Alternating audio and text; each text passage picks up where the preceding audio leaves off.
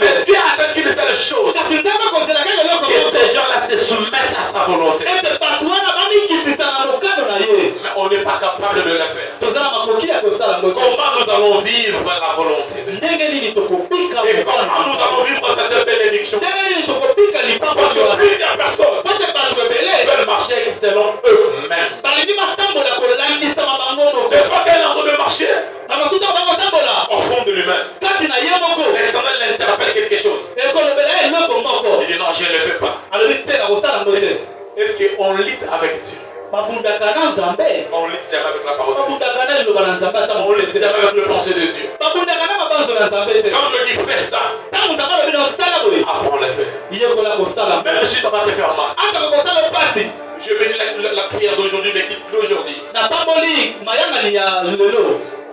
façon que cela a été conduit.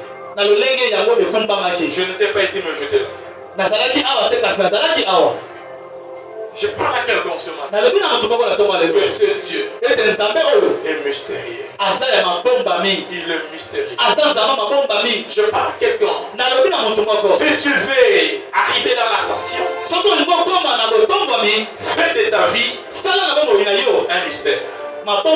Que tu ne dévoiles pas aux gens. Et que les gens doivent prendre le temps pour les comprendre. Amen. Alléluia. Je parle à quelqu'un ce matin. Je parle à quelqu'un ce matin. Je ne sais pas si je parle avec qui. Mais un jour, une personne m'a dit, si un prophète comprend qui il est, il cesse d'être prophète.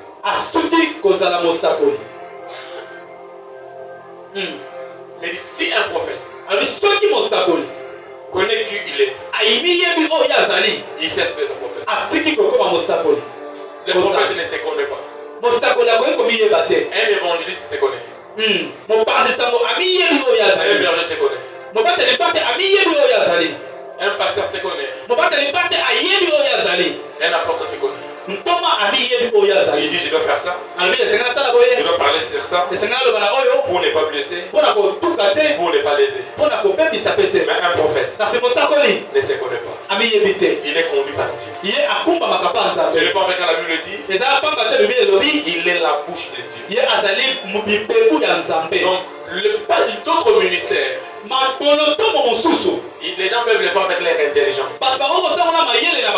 Mais le prophète ne se conduit jamais avec son intelligence. Tu arrives quelque part avec ce que tu veux préparer. Et directement l'Éternel va te dire, tu dois faire ça. Ton fils est obligé d'abandonner ce que tu faisais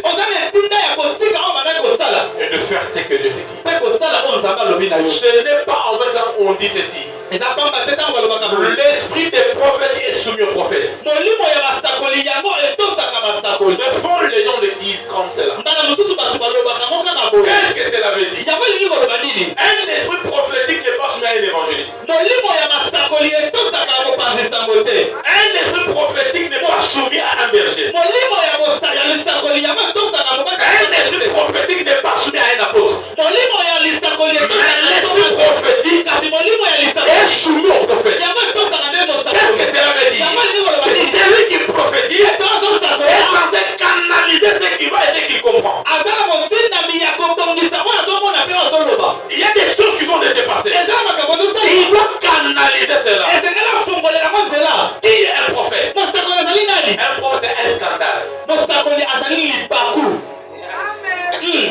Un prophète n'est pas un pasteur, un évangile qui va commencer à downloader les gens. Un prophète est un scandale.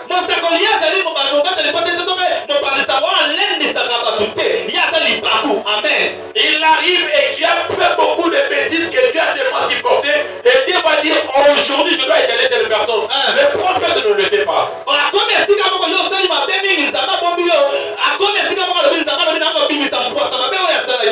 comme il est en train de parler, directement l'Éternel va lui dire regarde. Parle. Et il commence à parler. Quelqu'un va dire il m'a humilié. C'est un scandale. C'est ça un prophète. Parce que quand un prophète se connaît, il cesse d'être prophète. Parce que si tu comprends Dieu, Dieu, il n'est pas encore Dieu. Yes. C'est pourquoi Moïse est mort. Il n'a pas compris Dieu. Élie a été enlevé. Il n'a pas compris Dieu. Quand il comprenait qu'il avait toute l'audace sur lui, il dit, je suis le seul prophète. Dieu va confondre son langage. Et il va lui dire, tu n'es pas le seul. Il y a encore 7000. Il a dans une confusion. Pourquoi tout cela? Parce que Dieu, selon son plan, il n'aime pas que sa bouche puisse comprendre tel qu'il est. Parce que le prophète c'est la bouche de Dieu. La bouche parle ce que les cœurs veulent lui dire de parler. Les hommes disent c'est par l'abondance du cœur que la bouche parle. Quand Dieu peut parler, il utilise la bouche. C'est pourquoi il va dire aux frères de Moïse. Vous vous dites que vous êtes des prophétesses, vous êtes des serviteurs servantes. Mais je parle avec personne comme je parle avec Moïse. Je te parle ce matin. Et tu dois vivre la manifestation de la grâce de Dieu dans ta vie. Alléluia. Et pour vivre la manifestation de la grâce de Dieu, tu dois apprendre à mettre de côté l'amertume. Tu dois apprendre à mettre de côté le manque de pardon. C'est pourquoi quand on marche, quelqu'un te fait du mal et tu lui pardonnes. Il reste dans les doutes. Il m'a vraiment pardonné ou bien il ne m'a pas pardonné. Mais tu lui as pardonné. Tu marches sincèrement avec lui. Mais lui marche avec toi dans la crainte. Mais en toi, il n'y a rien. Pourquoi?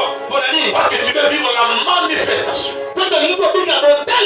de la grâce de Dieu. Nous sommes de Dieu. Et nous devons vivre la manifestation de cette grâce. Comment tu ne peux pas comprendre que tu dois manifester la grâce de Dieu là où tu es?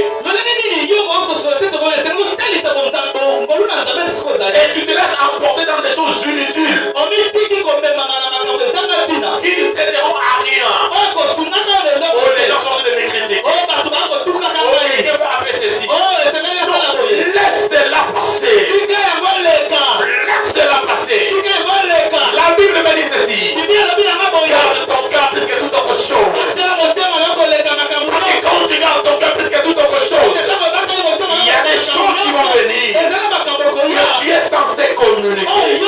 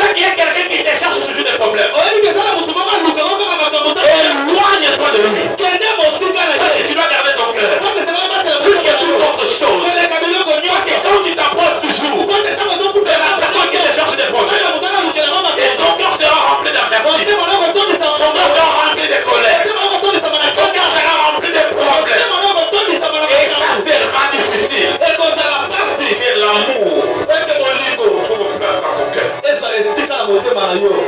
Yes, il doit manifester la grâce de Dieu. esengeli kotalisa bongolu na nzambe.